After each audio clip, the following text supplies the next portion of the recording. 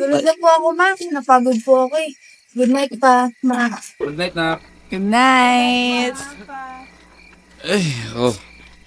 Nakakapagod. Enjoy eh. Nga, nakakapagod na masaya. Ano ba naman lang tayo ng langoy? Swerte nga natin sa anak natin, no? Ang bait ng bata na yan. Saka kahit ganito lang yung bahay natin, makakain tayo 3 beses sa isang araw. Minsan, may 5 ka pa nga. Sarap kasi naluto mo mahal eh. Eh, siyempre, naman, may along pagmamahal nga eh.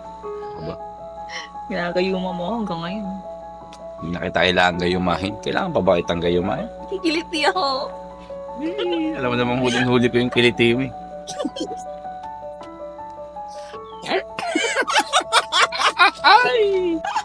Baka plano mo nang sundan si Maria. Ilan ba ang gusto mo ano? Siguro sapat na ako sa kambal. Kambal. Oo, kambal. Isang babae pa ulit or isang lalaki. 2 lalaki. Paano kung walang kambal? Hindi okay lang. At least, sa'yo pa rin ako magkakaano. Diba? Hindi ka ba masaya? Hindi mo ba gusto na sundan natin si Maria? Gusto ko na rin ng baby eh. Na-miss mo ng mga anak. Inaalagaan mo naman ako eh. Naman, pabayaan ba kita?